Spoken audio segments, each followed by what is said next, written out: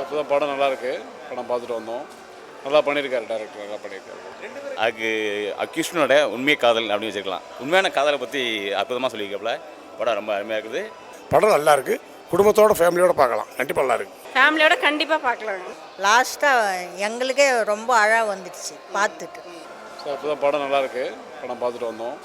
நல்லா பண்ணியிருக்காரு டேரக்டர், நல்லா பண்ணியிருக்காரு. அஜ்மலும் பண்ணியிருக்காரு, அவரும் உதயம் நல்லா பண்ணியிருக்காரு.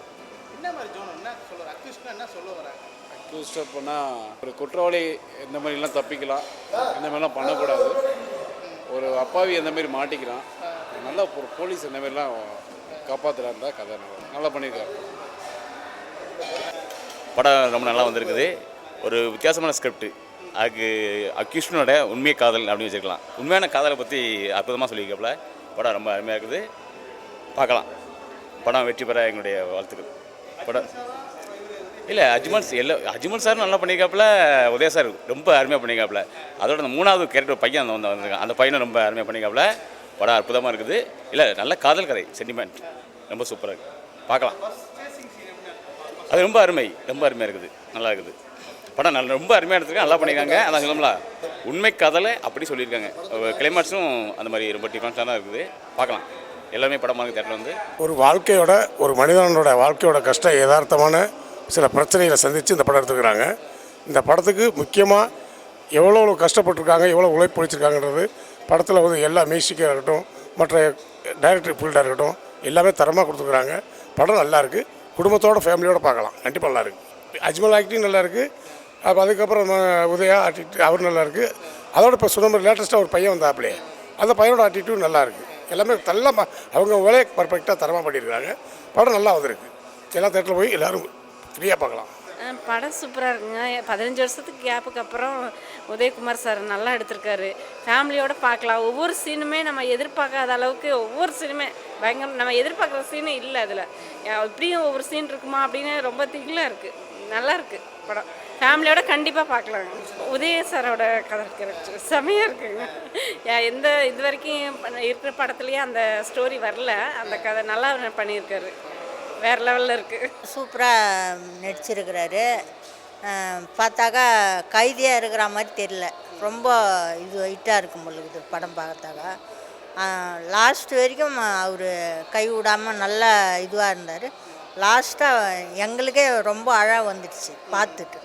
ரொம்ப குடும்பத்தாரெலாம் எல்லாமே கண்டிப்பாக பார்த்தாகணும். பார்த்தாக்கா சந்தோஷப்படுவாங்க. நல்லா இது சென்டிமெண்ட்டாக இருக்குது. நல்ல கதையாக எழுதியிருக்கிறாரு. பரவாயில்ல, நல்லா இருக்குது. இந்த படம் நல்லா இருக்கு. இந்த பார்த்தவொடனே இது மாதிரி உலகத்தில் இப்போ ஊரில் நடக்கிறது தான் இந்த படத்தில் ரியலாக எப்படின்றது இதை பார்த்தனால இந்த படம் எல்லாருமே பார்க்க வேண்டிய படம். இது இந்த படத்தை பார்த்துட்டு இளைஞர்கள்லாம் இப்போ எவ்வளோ அழிஞ்சு போகிறாங்க, அவங்கெல்லாம் இதை பார்த்தா திருந்துவாங்க. உண்மையிலே சில குடும்பத்தில் நடக்குது. ஆனால் உதய சார் கடைசியில் நல்ல அந்த ஆக்ஷன் நல்லா அருமையாக இருந்தது. இந்த போலீஸ் டிபார்ட்மெண்ட் எப்படி இருக்கணும், எப்படி இருக்கக்கூடாதுன்றது இதில் இருக்குது. அதே மாதிரி இந்த போலீஸை ஒருத்தர் கரெக்டாக லாஸ்ட்டாக பண்ணார் பார்த்தீங்களா, அவர் உண்மையில் நல்லா நடிச்சிருக்காரு. இந்த குடும்பத்தில் இந்த மாதிரிலாம் இருக்குதுன்னு சொல்லிட்டு ரொம்ப அருவருப்பாக இருக்குது பார்க்குறதுக்கு.